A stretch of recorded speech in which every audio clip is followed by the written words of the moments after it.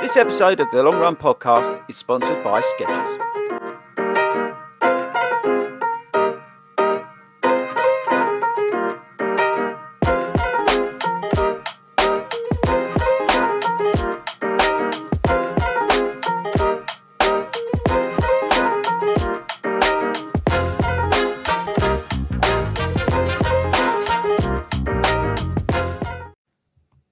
Good evening, everyone. Happy Friday. We are back and welcome to this week's episode of the Long Run Show live stream and podcast brought to you by the FORDY Runs running community. And as always, our sponsors Skechers. So feel free to head up to skechers.co.uk to check out the latest kicks, trainers, kit, and even, should I say, football boots? Why would I say football boots, guys? Yes.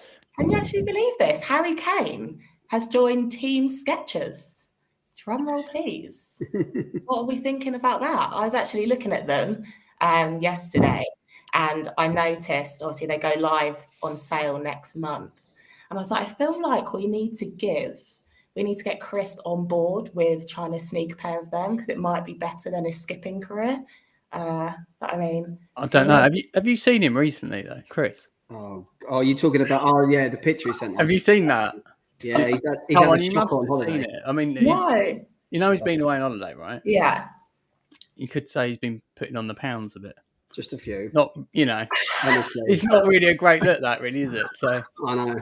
we should really, yeah. Well, Oh my God, is he wearing the football boots? Funny enough, it kind of looks a little bit similar. He's got some inside scoop to the football boots before us.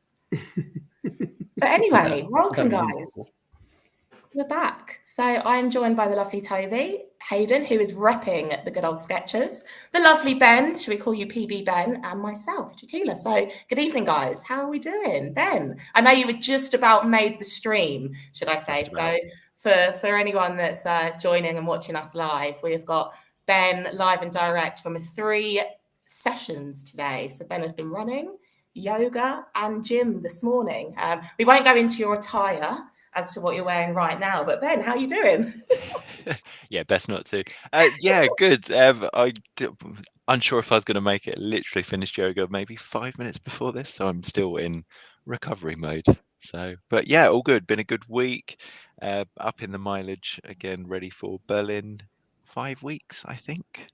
How are you finding it? Because I mean, I know it was a quick turnaround, given the fact that you literally knew you had a place like a couple of weeks ago, like a month or so ago. Like, how's it going? It's right, because I was prepping for Chicago, so it's. I've chatted to Hayden about it. Obviously, chatted to the big guy, and we're taking it nice and steady in Berlin, treating it as a long run, and then it's just the recovery before Chicago, which is my A race. So yeah. When you say you're taking it easy for Berlin, what does that mean? It's a long run. So nice. Okay. Yeah, we'll see. Hayden had this conversation the other day, and he took it easy last year and got the time that I wanted for Chicago. So yeah, let's see. Perfect. Well, it's been a while since I've been on with you. The thing that I was definitely way before you smashed and your PB by 6.5 minutes. So let me just congratulate you once again, live and direct. Absolute Thank hero. You very much. But yeah, no, Hayden, how are you?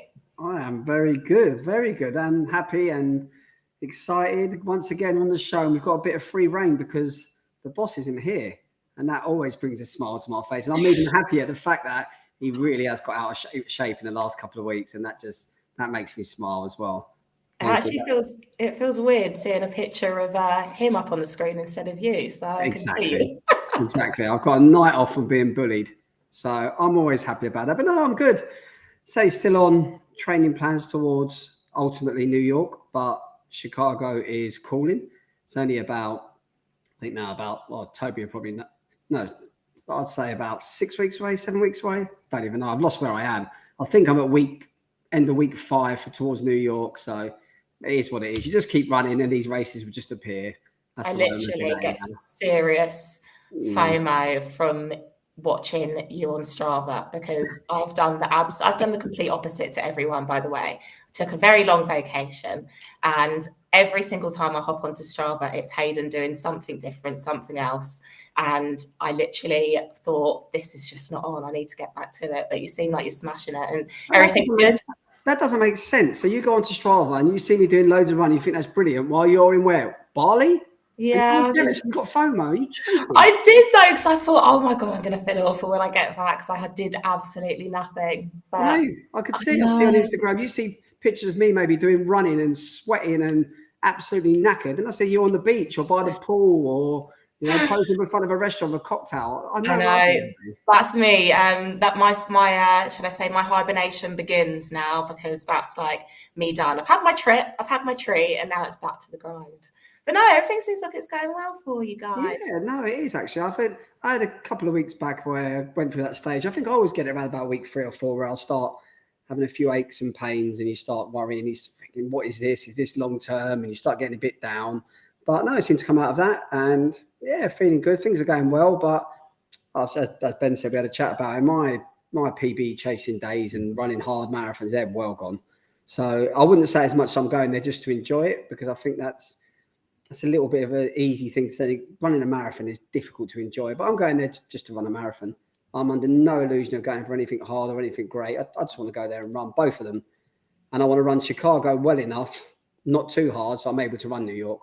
Yeah. Because ultimately, that's the one I really want to get through. I think the last thing that we need from you is going out too hard, because we actually have a 6-star finisher in our hands.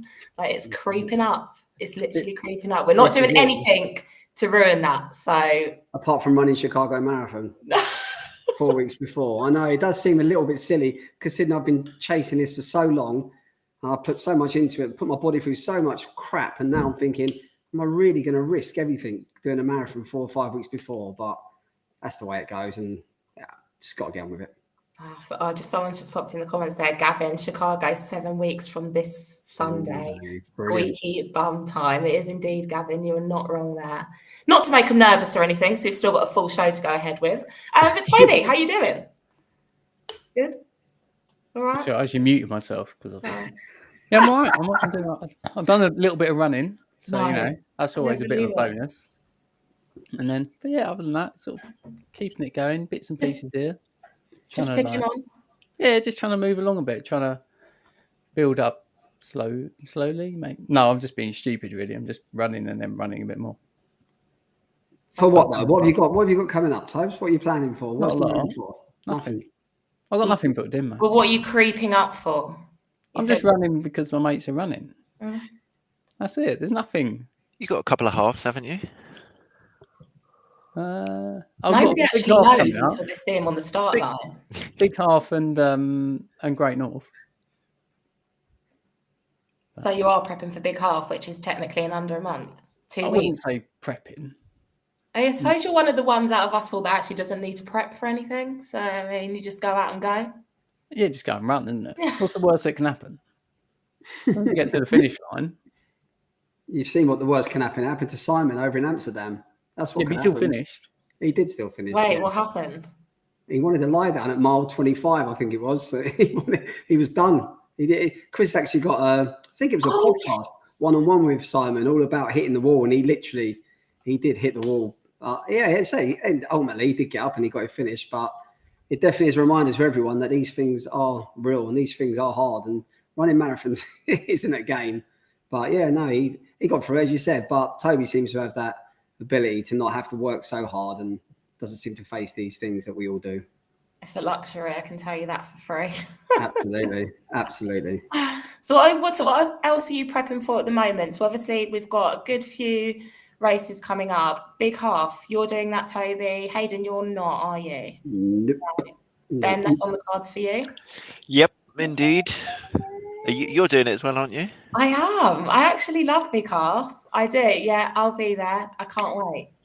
Yeah, I'm not doing it. I'm not doing it because I hated it. I don't particularly like it. It's not a great run, but I'm not doing it because of that, because I just like to do the runs anyway. I'm actually away, so that's the only reason I'm not doing it. Otherwise, I probably would have.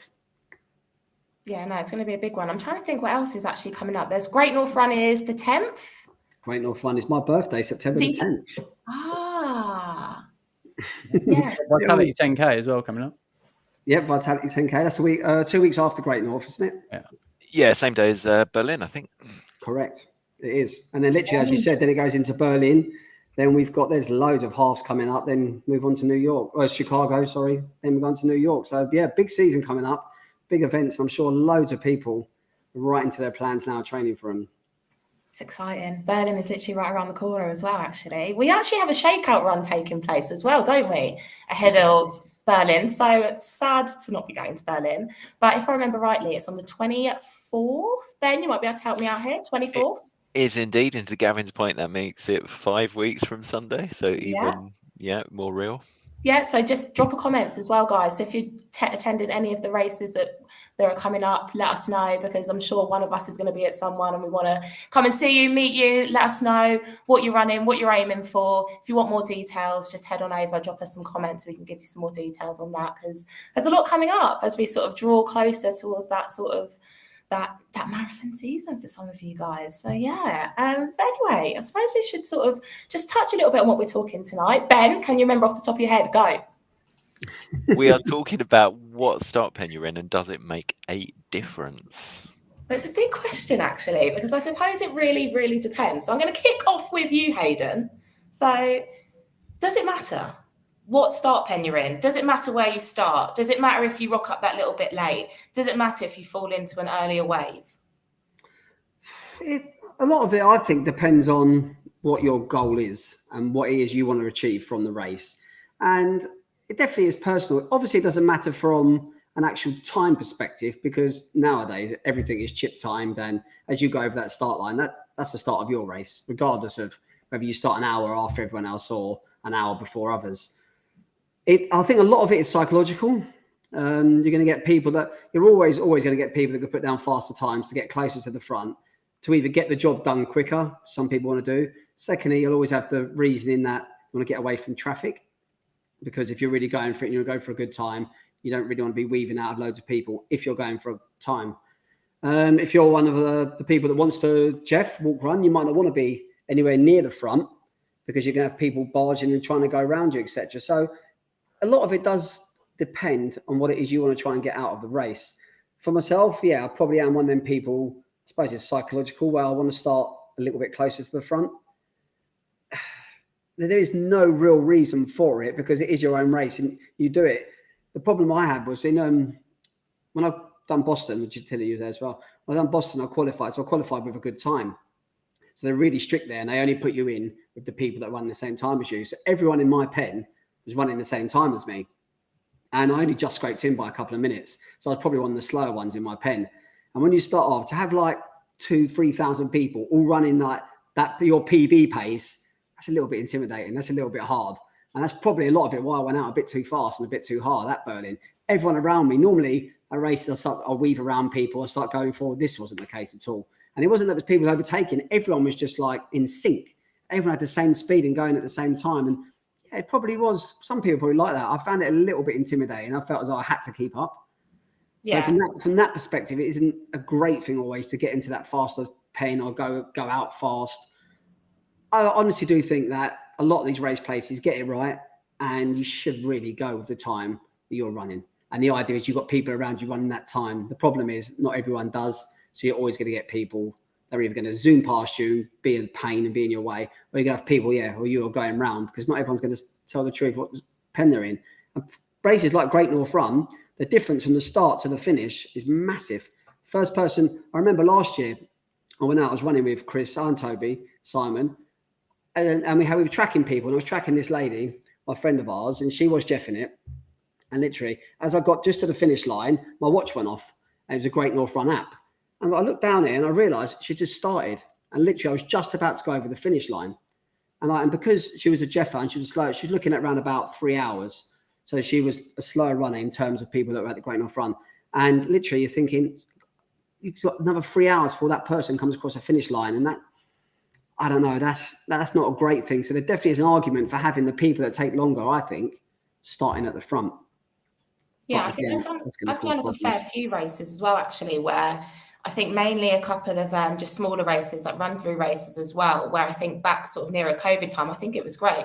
Like some of them actually did start because the times were so spread out. I think because you're used to spread those smaller events out over such a long period, having sort of maybe the sort of 3.5 hour half marathon runners starting at the front, it actually sort of not necessarily helps some of the faster lot, but when you start off, you're not necessarily pushing, because you always get those people that just fly past you at the beginning, people just constantly flying past you to get battle in front, but there's already people on that course, so you naturally fit into a natural stride probably a little bit quicker as opposed to you would with having beginning start pen times.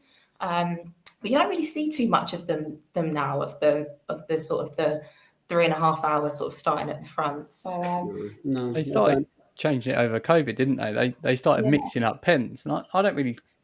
There wasn't really a race I noticed over COVID where I thought that affected the race, if that makes sense, for what anyone's going for. I thought it worked quite well, and a lot of people are quite conscientious as well, so they will think I might have people coming past me, so I'll keep left. And when you've got that, you can still have your faster runners, and they can go through along the right, and everyone gets around the course, and everyone can do their own race. Things like obviously big halves coming up, that they basically do a rolling start. Yeah. They don't really do waves anymore as much as they do for baggage and all that. But effectively, even in their newsletter this time, they said, look, it doesn't matter if you're north or south, you have to put your baggage there, but you can meet up with your friends, you can do that, and then you just go and start. And I think that's one of the best starts around. Yeah, so last year I remember it was the first time I'd done a rolling sort of start for a race, and didn't really understand it too much, being that sort of the first one, didn't really get it. I was panicking that I wasn't going to sort of be with the right people at the right time or anything like that. But I thought it was great. I stood near the start line for ages, seeing people that I haven't seen in a while, took photos with them, caught up, had some chats and things like that. And it was great. And it's almost like when you got to that start line, you were already spread out across your line. You're able to get into a natural stride pattern of what you want to set out to do quicker, because we all know those first 3 miles of these big races, sort of 5K, are going to be really tough and really sticky and tricky to sort of navigate through. So I did really, really enjoy sort of the rolling start. I just thought it worked well. And it's difficult, obviously, I imagine you obviously have paces and things like that, but a lot of the time, I wouldn't worry too much, given that a lot of people, so my friend recently just ran Essex 10K, and he was set out to go sort of with the sub 50 pacer, and he had it in his head that he was going to stick with this pacer the whole way. And I said to him, I was like, Ben, you're not going, if something happens, like if they go off earlier than you, if they go off an earlier pen, in your head, you're already thinking about chasing that pacer. So you need to sort of just strip back. Sometimes it doesn't work like that, and just go out with the times that you want, and just go out comfortable and see where you feel. So that's another thing, pacers, that they might be put in for Hackney Half. It was carnage. You had maybe sort of the 140 pacer up there, but you've got people that are running 150 behind. It's a really difficult way to try and find your way. And I think, obviously, given Ben, I know we all did. Hayden, you didn't do Hackney, did you? No, but Toby and Ben, you probably vouch for me there, especially with Hackney. It just seemed like carnage. Yeah, I think you make a really valid point there. I remember one of the first halves that I'd done was over at the Olympic Park. I think it was their first event, and I'd put down, Hayden, to your point, I'd put down my genuine finish time, and all the pacers for the finish time that I'd put were in the pen in front of me. And it was really threw me. And I think, in terms of, it's the psychological element of it, in terms of that start pen, and I think you need to, it probably comes with race experience. Have your strategy in your head and go with that. Don't let it throw you. But yeah, Hackney's very much the same. I think I put down this year the same start as I did last year, and the pacers that were in our pen this year were the ones that I wanted, whereas last year they weren't, and I had to catch up.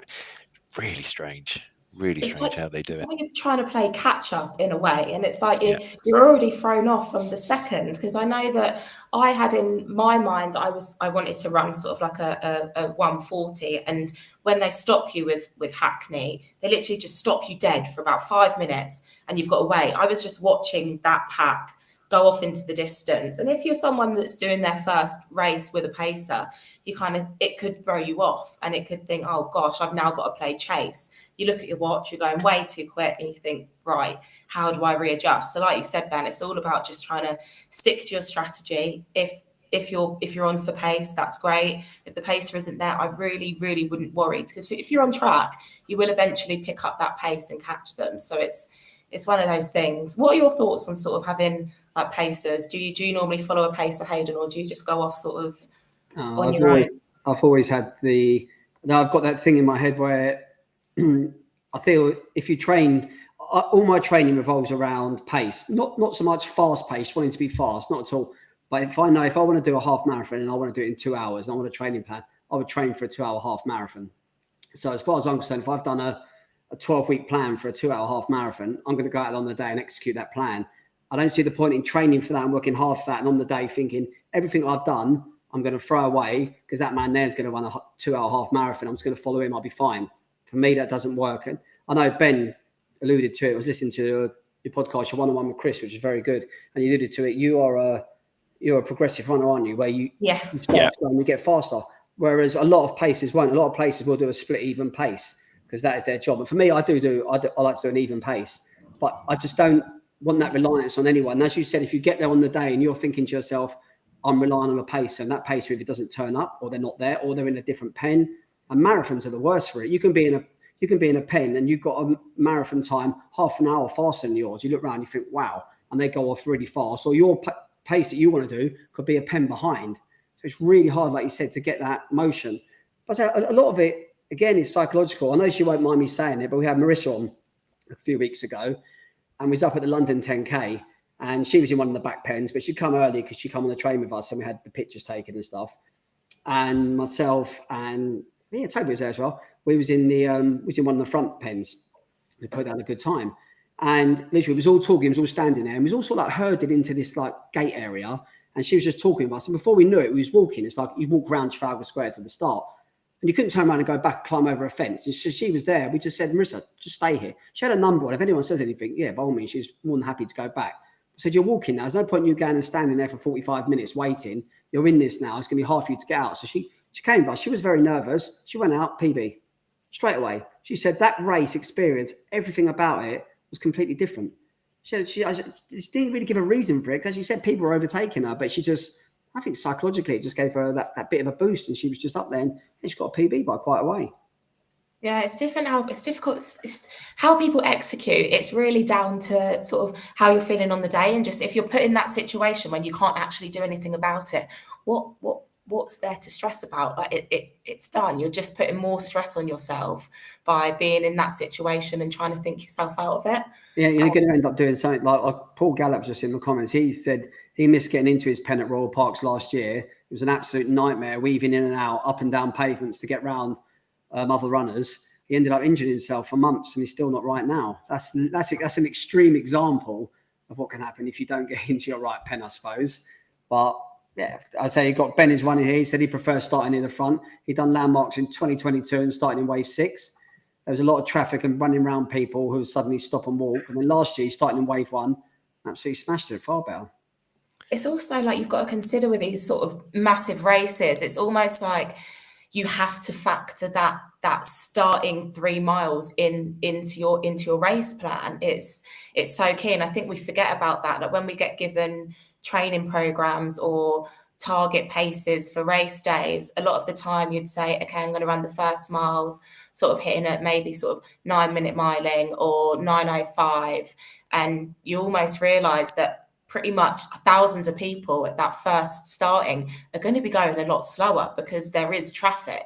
It's like, how do you have to work on balancing that out towards that latter half of that first half of a half marathon to really sort of find your feet. It's can be quite throwing. So I think obviously you've said as well, it's all about maybe having that sort of the knowledge from sort of other people that you might be running with to warn you, or even sort of our experience as well if they're your first races, but just to take it into consideration. And because I was completely thrown off by it for my first marathon, which was London.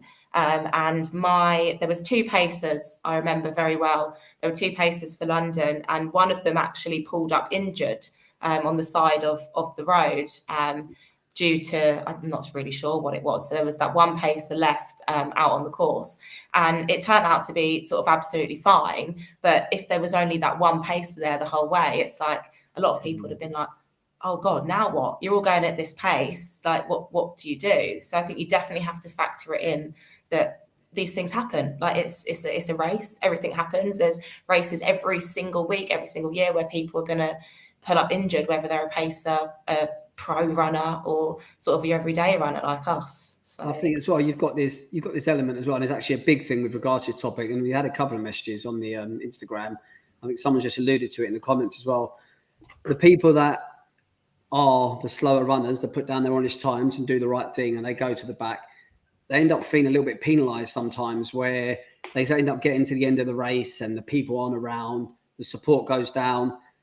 This person here, just put Great North Run in 2021 was fine with staggered starts. I really enjoyed it.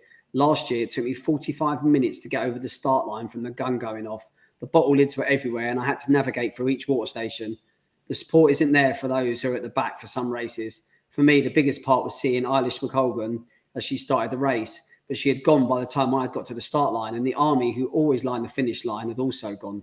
She ended up saying, nevertheless, I'll still be there in September because it's a great race. But that sort of, the Eilish McColgan thing at Great North Run last year was brilliant. She stood there and she leant over, just gave everyone high fives. Everyone was going by giving a high five. It was absolutely brilliant. But then, as you said, if you're in one of the back pens, you don't get to see that. And maybe you don't have the same race experience. And that's I don't know the solution to combat that. It's hard to get 50,000 people streaming through somewhere safely for a start line. Whether it means we should reverse it and have the slower runners sort of at the start and the faster runners at the back, or a complete mixture. It's difficult logistic to. I think when you think back to COVID times, I remember it vividly because I was obviously mid sort of working at mass participation company there myself. And to be honest, the staggered starts I always were able to get on board with. It takes longer to get everyone through, but everyone was a little bit more happier because they felt safe and things like that. And I think maybe it's just something that they could consider sort of for these events. Obviously, I know with the staggered starts, that's people that obviously might be new to running. Like when you start a race, you've got your chip time and your gun time. So the gun time is the actual time that the clock starts. Let's say, for example, a race starts at 9, and then the chip time is your exact time that is yours as soon as you cross over that start line. I think implementing something, obviously having that in place, it shouldn't penalise people from the front to the back, because everybody's still going to be getting their own time. They should all be treated the same in terms of the race they're doing, but there needs to be improvements, definitely, whether they take a big half approach of doing the roll-in starts and people can start as of how they wish. If you want to go out and smash a PB, that's down to you to get to that start line early enough ready for the start of the race. That's down to you. But yeah, just considering those staggered starts, it makes people feel safe. Like I think you said it was Paul that mentioned that he got injured. Like having that staggered start so people don't feel rushed or they don't feel like they need to swerve in and out of people. Because it is quite stressful. And I think it's a good point brought up in that last comment though as well. But it's not necessarily the running experience; it is stuff like the water stations, the litter on course. Even to the point, some races and a lot of people go, my t-shirt size wasn't there. I've run out of t-shirts, and there's medal. I can't remember. I think it's a local one around here. They run out of medals. They run. To be fair, they run out of Boston Marathon USA. They run out of medals. Yeah. But you can't think. How many people are running this race, right? Yeah. And it's like that all comes into this whole experience. It's not actually about the running, all about the running element. It's about everything around the event. Yeah, because you pay enough to do it. And I think Hayden, Marissa touched on it for Berlin. And if you've got that cut-off time, and that cut-off time is starting when that first person crosses the start line, that's really, that to me just seems so unfair, because, actually, if you let the people who want to Jeff or do whatever go off first, they get the full experience. Actually, there's that support out on course. And surely if there's, we're quite experienced, so we have that keep over to the left kind of mentality. Put that out there for those mass participation events of keeping it, because it is weaving in and out. You risk injury. I've seen it happen. It has almost happened to me. So I get the frustration with it, but there's got to be a way that it's fair for everyone, that everyone gets that whole. We always say, it's about getting to the finish line and getting a medal, but there are other elements. The Eilish McColgan thing was great last year, so it's really, really sad that they didn't get to see that. Yeah, no, I agree. And I say, for people that didn't listen to the Marissa thing, what you're referring to, it was that she was running Berlin Marathon, and there was a cut-off time of, I think it was 6.5 hours. But it wasn't 6.5 hours like you said, Attila, where you go over from your chip time. It was 6.5 hours from the gun time. So this is 6.5 hours from when it was Kipchoge, he was the first person across the line. And because Marissa was in one of the very back pens, literally, that time from the front to the back pen was about 40 minutes to get out. So straight away, her time's cut down to nearly to around 6 hours, which, as you said, Ben, I don't understand that. Whoever come up with that idea, that is absolutely ridiculous. What is the difference of saying from the first person? Why don't you just say you have got yourself 6 hours 30 to complete it? I don't understand what the relevance is. Saying when the first person goes across the line is absolutely ridiculous. It is. It's frustrating that this happens a lot as well, and it's almost like we have races pretty much every single day, every single weekend in the summer. Why is something not actively being done about this or shared over sort of our larger networks in terms of obviously sort of UK athletics and sort of all of those places that hold these licensed mass participation events, organisers just trying to actively show. But I feel like obviously I wish we could change the world, but we obviously it's a long process for us to sort of tackle that. So I think just for people who may be coming up to these races that we've touched on, where Paul's mentioned he had that issue at London Landmarks, Great North Run obviously was fine with their staggers. Have you sort of guys been in any of those situations in a race yourself, and kind of what you did to get out of that, I could actually say, because I know all four of us have done London. Mm-hmm. I don't remember having any issues with having mixed groups of people where you're either weaving around people or people being barged out of the way. And it's a busy old race. I think London, I don't know how, maybe they've got it right. Maybe the different start points. I don't know. You don't hear about people having issues with regards to that. Obviously, they've always had the issues about the cut-off time of London, which has been extended quite rightly. And that's fantastic now. But I don't know if any of you three might think that's different. Did you see anything on them lines with London? I didn't with London. I remember London, the start of it was actually pleasant in terms of the going to certain areas of the start, and then also sort of staying in your pen. You walk over, you dump all of your clothes that you're not going to wear, and you're held in that holding pen before you're walked to your line, which I think was great because you were so separated, and they were pretty reasonable with their timings as well. So you had a nice amount of time in between. So they start you off sort of from the left-hand side, next pen. You all walk down together, and it didn't seem that bad at all with London. It seemed pretty spread out. What about you, Ben, from your side? That was mine that I did back in 2021.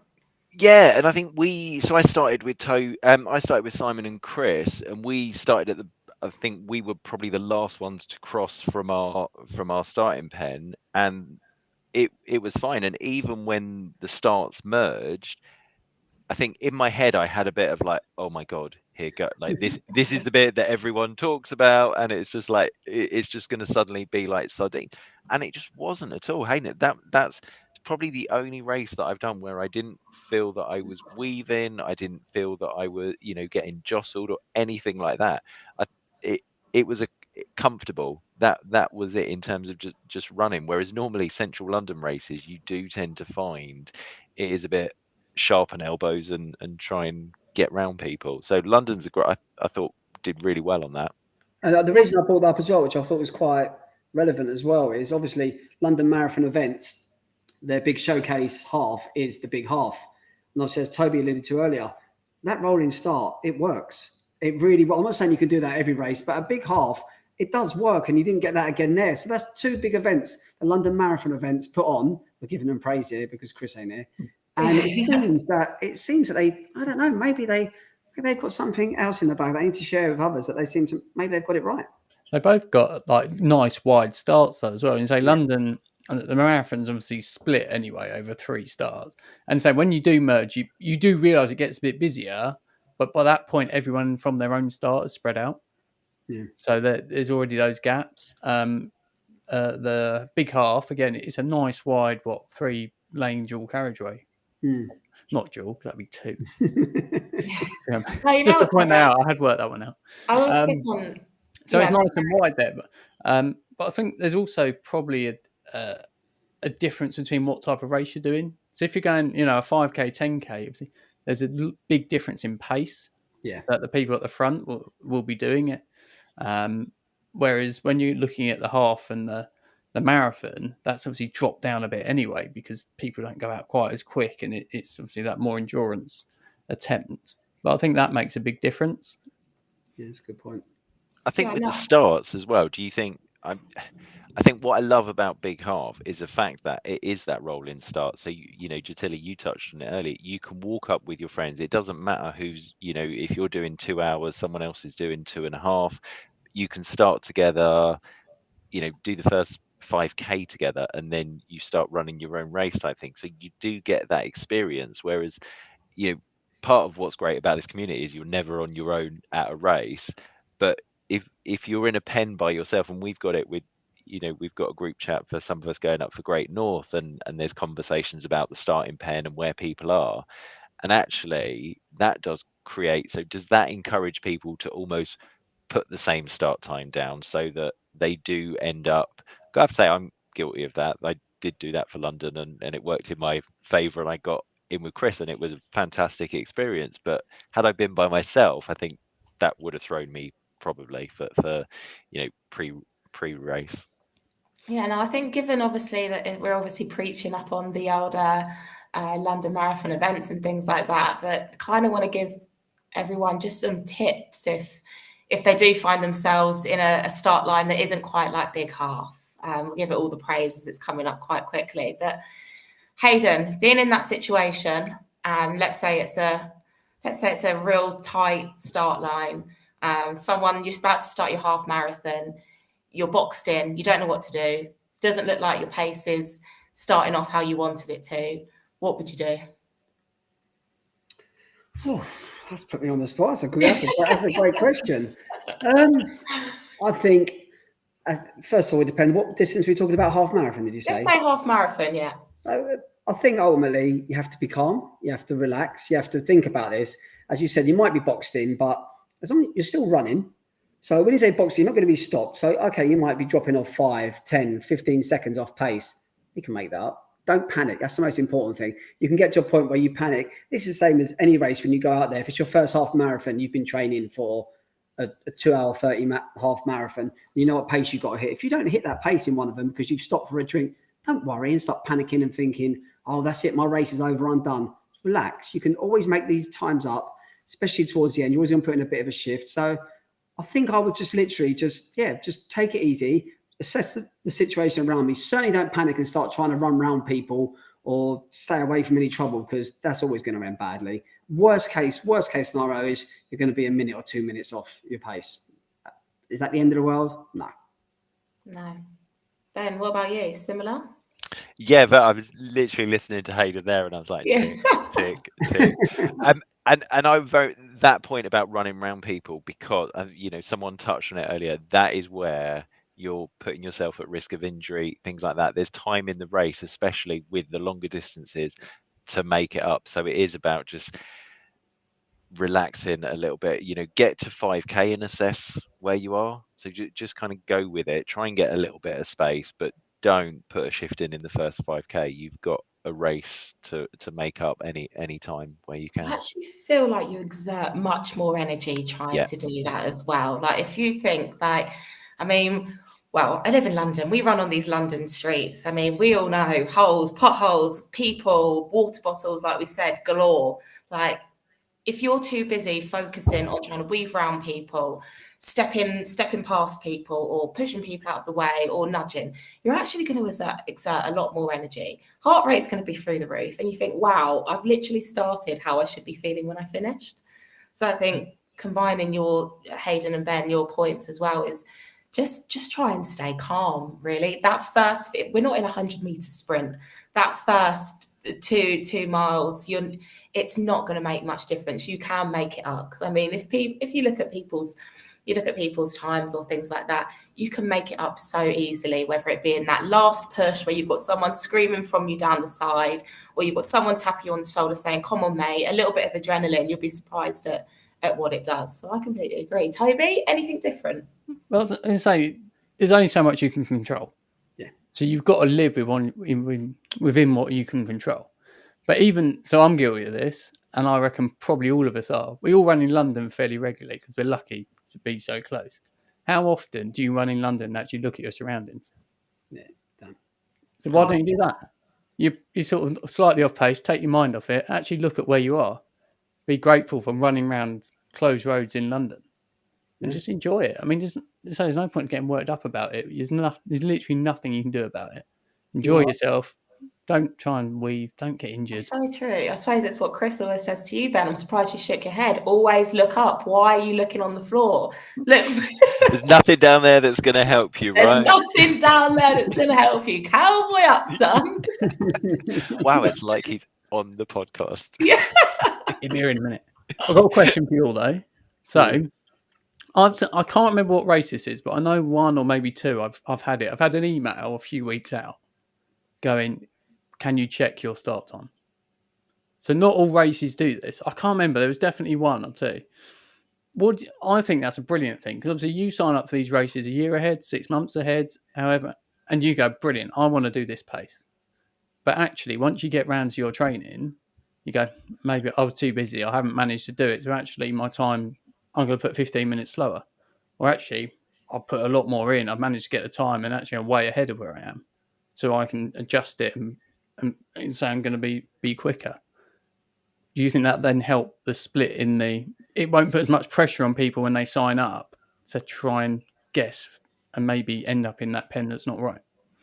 Yeah, I think you make an absolute brilliant point. I think the issue you're going to have around that is that now a lot of the big races, they want to print your start number. I just need to say as well, for all our American and non-UK listeners, we talk about pens and some of them are like, what are they talking about? In other countries, especially America, they're known as corrals. So just putting out to people.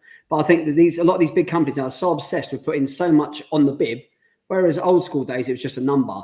Now you've got your name, you have your number, you have your t-shirt size, they have your pen that you're in. And I think they want to get that all done so far in advance that you're absolutely right. If it comes a month before marathon, you've had a terrible training block and you want to downgrade your time of 45 minutes and go back some. They've already printed your bib. They've already done that. So the logistics of that are going to be difficult. I think you make an absolute great point there. Yeah, but you'd surely think that they've got, obviously there's so much design and whatever to it, but even 2 months out. Because once you get your bib 2 weeks before, something like it depends on the race. I mean, I have to say stuff like run through is brilliant.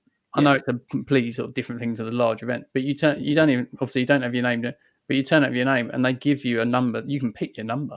Yeah. If you've got a lucky number, you just go in there and go, I want that one. Get there early though, because that might have gone if not.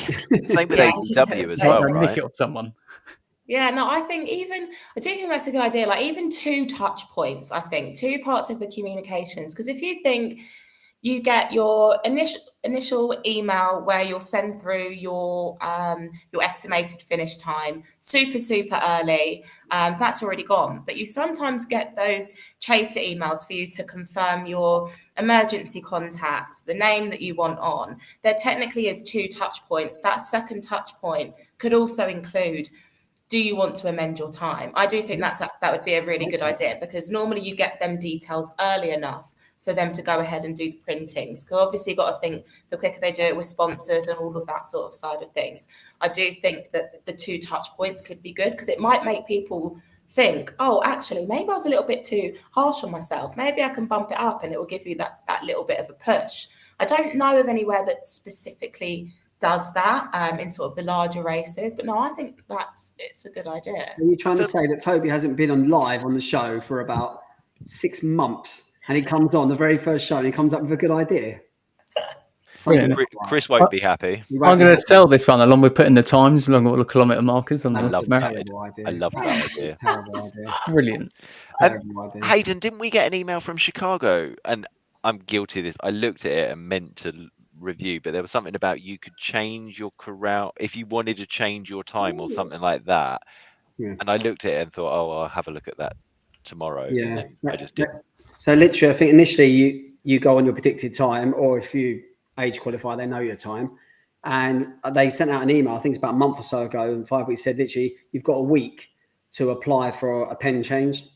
And unless it's under real bad circumstances, most of the time they will accommodate it. They obviously wouldn't if everyone suddenly wanted to go up from sort of like a pen at the back to sort of like the second fastest pen. They wouldn't allow it. But as long as there's enough room for everything, I think they're quite accommodating for everyone. They gave everyone the chance to move pens, because by then everyone had seen what pens their friends are in, or what friends the other pens, like people they know. So by that time, and you might think, oh, actually, Ben's actually running in pen C, red C. I'll apply if I can go into that. And everyone that I know of that actually applied to change actually got their change. So yeah, Chicago are obviously doing something right. I mean, for a lot of them as well, you've got to consider that these races, we technically do them for ourselves. We want to go out, we maybe want to run with people, we maybe want to run with friends and family. We're not in an Olympic final, like we're doing this for enjoyment. I know we had it a lot, sort of Hampton Court Palace half marathon. I think that's one of the first events that I'd sort of worked on, where we tried to have the stages of pens and have people come through. If there's somebody there we obviously know we're not going to count, oh gosh, there's been 300 people in that pen, can't possibly have 310 people in that pen, the whole race would go to carnage. It's just about having the flexibility, explaining why you might want to change or why you'd like to change, if there is a specific reason. It's very rare that I know of anybody that's been turned around to via an email or anything and said no. So it's just about knowing yourself and getting that communication in early as well with organisers if you maybe want to change, because you've got to be real strict for them to turn around, obviously with the likes of London and things like that. But if you're looking at your smaller ones, smaller marathons or half marathons, there's no harm in asking if you think you can change. But having them implement that maybe themselves, it might push people to actually think about their training and where they're at. Yeah, I think it's a great call. I've actually got a few questions here for people. Actually, someone looking for advice from us all. I've got Anthony Wright saying, good evening. I am running the lights in Blackpool tomorrow. Any tips on late running? It starts at 9 p.m. Ooh. So about you guys, how do you feel about late running as opposed to morning? Ben? I hate it. You saw that video of me at the summer solstice where I got broken. Tips for it. Yeah, have some carbs up, maybe porridge, keep drinking water throughout the day for that. But I'm really not a fan of late running. I don't like it. Sorry. Well, I mean, I must say I've never started a race that late. 9 o'clock does seem pretty late, but I've done a few sort of evening races that start around sort of 6 and 7. I reckon it's all about, if you know that you're running it, just change your day up a little bit. For example, I recently done an evening race in Battersea, did a 10K, and I just changed my day around a little bit. I'm still in the office, which would have been ideal if I wasn't, because there's no way you obviously want to be sitting in the office from 8 o'clock through to 5 and then having to sort of go and run, but just sort of prep your day. So I changed when I had my lunch, sort of just little things like that I can keep on top of. Tried not to be on my feet too much. Obviously try and get the best sleep as possible, like that sort of, if you're going to have a long day and you're not going to have a chance to get a nap. If you can have a nap, you're an extremely lucky person. But yeah, I think just plan the day. Don't go into the day as you would normally, where you can go home at 6 and have your dinner and sort of maybe go for an evening run. Treat it like it's a morning race, but just plan. Just plan it accordingly to what's going ahead. Change maybe when you have your lunch. You might want to have your lunch a little bit later, have your breakfast a little bit later, so you're sort of shifting them patterns for the day. But yeah, that's what I would say. Put it backwards. Dinner at breakfast, lunch at lunch, and then breakfast at dinner. Yeah. So what's that mean? KFC at like 8:30 in the morning? Yeah. Yeah, I'll check they're open. Hold on. He does that anyway, right?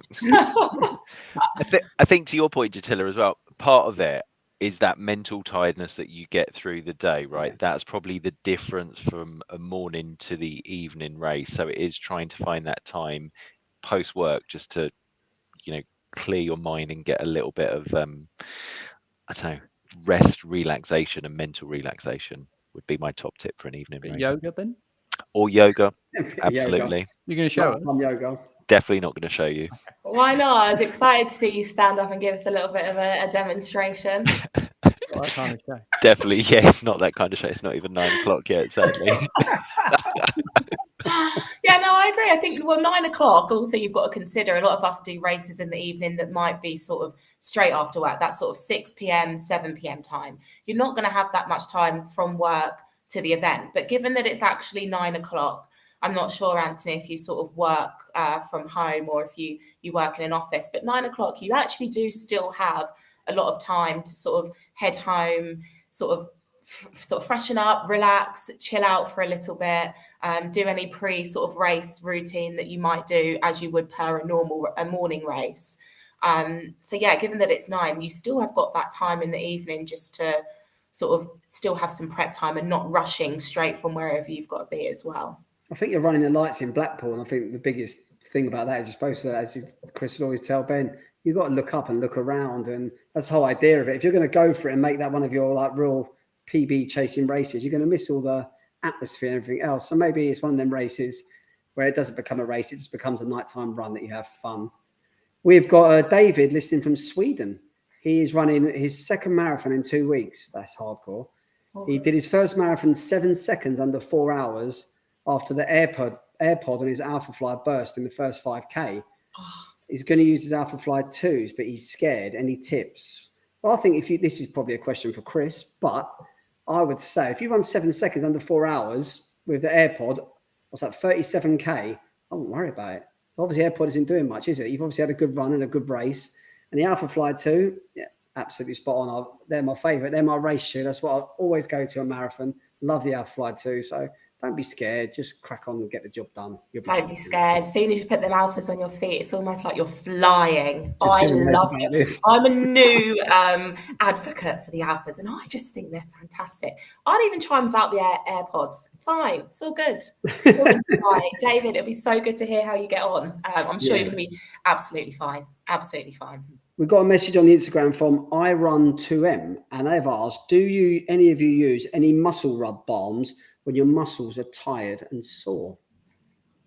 Yes, yes, I do. Pure Sport, I think it's great. So I use the freeze balm before a race and before a long run, and then I've got the Pure Sport balm as well, which I tend to use. Stinks. It does. I quite like the smell. My nan loves it as well, but I've not given it to her to use. It's a bit too expensive to share with my nan.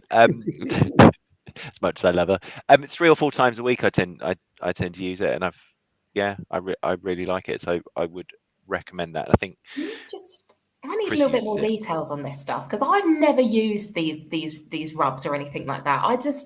I've seen them advertised. I've seen people using them. What's it doing for me? Sell it. If you're a salesman right now, sell it to me, because I'm a typical just a foam roller, bit of tiger balm, hockey ball in the calf, in that sort of muscle. Like what's it doing for me? Sell it to me. I like the smell. So clearly there's anything that smells nice, you're just going to rub into your skin. I mean, I buy for the gimmick.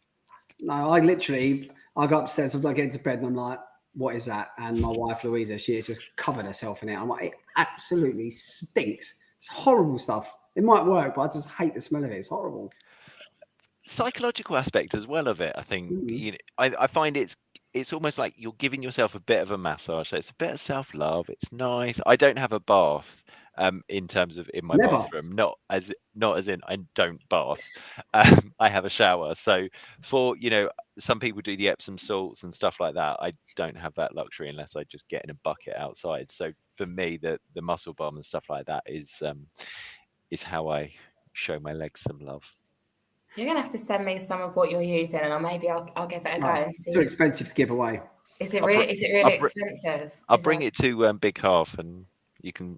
Please! I can put it on before like a race and stuff. I didn't say you could use it. It's too expensive. You can smell it. You can look, but you can't touch. I've got a little sachet. Sorry, I forgot that you're like a PB king now. We have to sort of just come by you with You have to get through my entourage, right? Yeah. Hayden, I've got a question for you though. It's on topic actually. Is it a sensible question? It is actually a sensible question.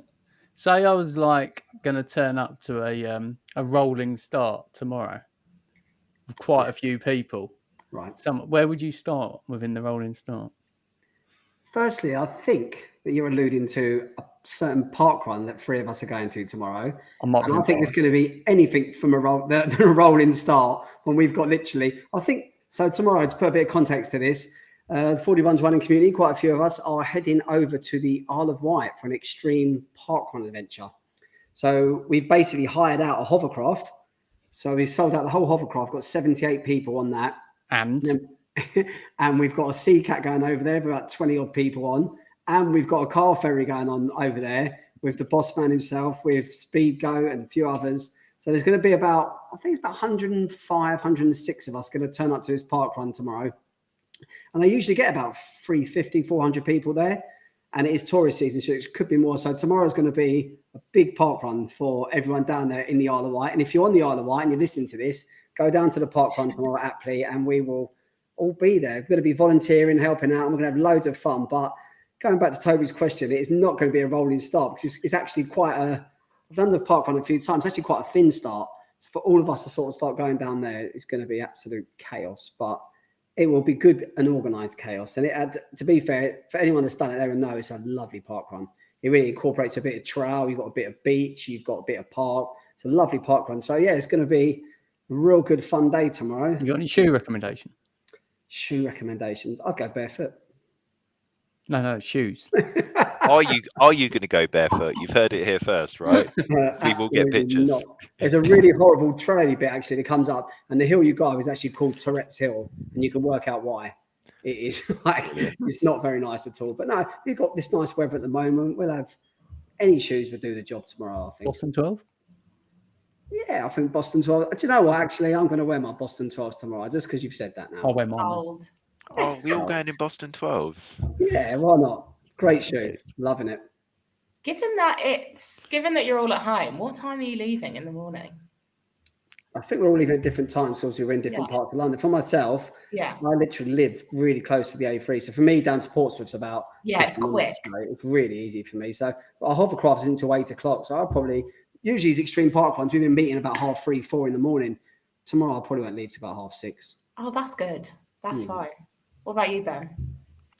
So it's about an hour and a half from mine. I'm bringing the 2 Tracys with me, and I mean, I said it's an hour and a half, and so we need to leave just after 6. They decided 5:45. So do they know how fast you drive? I mean, they moan when I overtake them. I don't think they've realised what they've signed up for. So yeah, so we're leaving at 5:45, and we'll probably be in Portsmouth about an hour later. Yeah. Oh, it's going to be good. Oh, that's exciting. Toby, what about you? I'm leaving about 4:45. Oh, I did see you shake your head, and that's why. Yeah, and I haven't actually gotten him ready for anything. Standard. Oh my god. Standard procedure. I'll do it in the morning. It'll be all right. Oh, I love What that. could go wrong?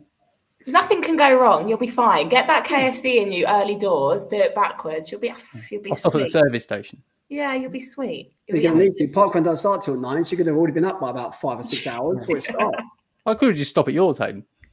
To be fair. With the entourage. Have some breakfast ready for him because you might be cranky, ready to go, Hayden. No, I can't have Mr. Ford anywhere near me first thing in the morning. It'd drive me insane. So who's planning all of the after race prep? I imagine you're going for a nice brunch. So the plan was, because there is so many of us, we're going to literally, after the park run, just rock up down onto the beach. Got a lovely beach here in the Isle of Wight ride, aptly. We rock up down to the beach, set up a camp. We've got a few games planned, and people can just do what they want. Some people are going to go and get fish and chips. Some go for a walk. Some go for brunch. Some go to the pub all day. Others are just going to sit on the beach and go in the sea. Ben's going to have his Speedos on. He's going to try and swim out over to the other side to Portsmouth and back. So it's going to be fun watching all the activities. Better cross training for the marathon, right? Get ready to swim serpentine. Yeah, exactly. And then you have your classics. I'm doing paddleboarding tomorrow. I've decided. Are you? Hopefully. Oh, Well, my that. yoga. That's why I did yoga before this, to help me stay upright on the paddleboard. Oh my god, that is real, like, wholesome. It's good for the core. Exactly. Brilliant. Exactly. Perfect prep for Berlin. Good weather Perfect. tomorrow. What is the weather going to be like? What, 20 degrees? I think. It's always sunny in the Isle of Wight. Always. Is there? Better be. I promise, son. There's only reason again. Yeah, exactly. It's going to be. It's August. rain or shine, whatever it's going to be. It'd be a great day with a load of us down there. So, really excited. Just as Toby said, got to get yourself prepped up now, ready. It's got to be early nights tonight. Yeah, perfect. Well, I think I can't actually believe it's already been an hour already. That's gone really quick. I've literally just looked, and we're pushing that hour. So, going to wrap us up there. So, for you guys that are heading off to the Isle of Wight tomorrow, good luck. And to everyone that's either going tomorrow, joining the crew, in the comments, racing this weekend, or whenever you're racing in the week, let us know how you get on. But yeah, I will be heading probably just for a longer run. I'm not going to do a bushy park because I feel like I actually need to start getting some miles in my legs because it's been a while and Big Half is literally 2 weeks away. So a nice little long run. But no, I hope you guys enjoy it and good luck to everybody that's racing this weekend. And then, yeah, for those that haven't want to watch this back or listen to it on the podcast, you can listen to us on all of your favourite podcast services, shall I say. So Apple, Spotify, Amazon, and of course, we also have, I think it was Google as well. So wherever you're listening to, guys, whether it be tomorrow or later on in the week, it's been an absolute pleasure joining you by Toby, Hayden, and Ben. But until then, good luck tomorrow, guys, and I look forward to catching up next week. Button again.